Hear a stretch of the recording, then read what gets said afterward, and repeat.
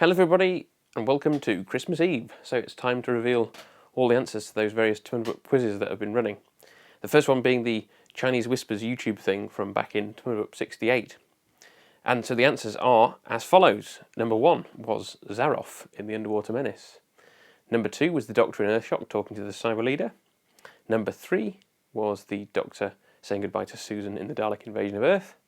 Number 4, again the Doctor, realising in Horrifying Rock that he's locked the Rutan inside the lighthouse. Number 5, the Doctor realising what's going on with the temporal paradox in Day of the Daleks. And number 6, the Doctor talking to Rose in Rose. Now between them, Thomas Bowyer and Matt King got all 6 of these.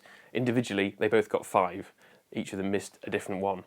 So, on to the Only Connect questions, the first of which was a round 1 question. What's the connection between these 4 things?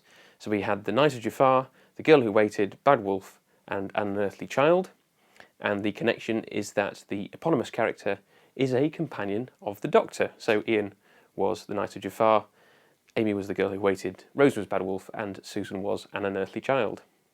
Now, 4 of you got this question right. Drew Warco, Sam Scarnati, and Matt King all get a point, because you identified the connection from 4 clues. Thomas Bowyer identified the answer after 3, so he gets 2 points. On to the round 2 question, what comes fourth in the sequence? So we had a space beacon, the original destination of the Hydrax, and where Lorna Bucket first met the Doctor. And there were various things that could come forth in the sequence. I'll explain it and you'll see why. So the space beacon, lots of those in Doctor Who, but this particular one was Alpha 4. The original destination of the Hydrax in State of Decay was Beta 2, and young Lorna Bucket in Good Man Goes to War met the Doctor in the Gamma Forests. So these are Greek letters in sequence of the alphabet. So I was looking for anything with Delta in.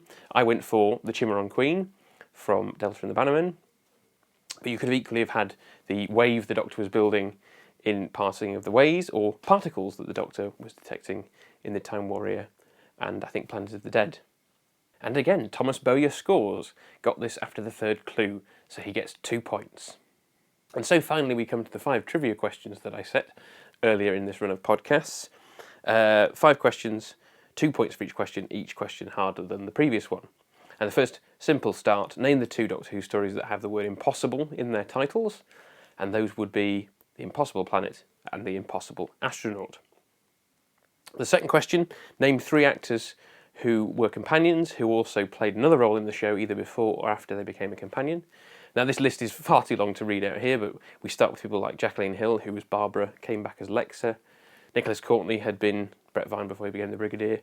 And taking us right up to date, we have obviously Freema Agyeman and Karen Gillan, who've been in the show before they became companions. There are others. If you sent one of those in, you score the points.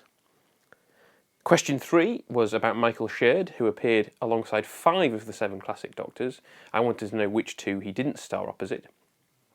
And they were Patrick Troughton and Colin Baker. The 4th question, which confused a few of you, a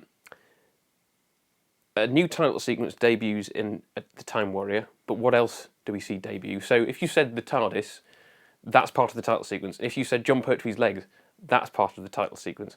I was looking for the fact that from this point on, all episodes are called parts. So from The Time Warrior on, we have part 1. The Green Death was the last story that had episodes. And then the final question, can you name a character who had their name changed from the Target novelisation from the TV version? And there were various ones of these. I was thinking of people like Mr. Ollis in The 3 Doctors, who became Mr. Hollis in the book. Hilred in The Deadly Assassin becomes Hildred. And most of the characters in The Abominable Snowmen had their names changed at the request of Barry Letts, who thought that using real Buddhist names was offensive, so he had them changed. The ones that I had sent in, which I hadn't thought about at all, were John Wakefield becomes Michael Wakefield in The Ambassadors of Death. And one that I'd actually pointed out on the podcast a while back was that in his prologue for The Crusaders, David Whittaker refers to Susan's husband not as David Campbell, but as David Cameron. Thomas Bowyer scores 8 for getting 4 of the 5 questions, but on this round he's beaten by Matt King, who got the full 10. So there we have it, and the final scores are in joint 3rd place we have Drew Warco and Sam Scarnati with a point each. In 2nd place with a whopping 15 points, Matt King, But this year's winner with 17 points, Thomas Bowyer. And your prize is you can pat yourself on the back. So that's it for this run. Only remains for me to say a Merry Christmas to all of you at home, and I hope to see you again soon.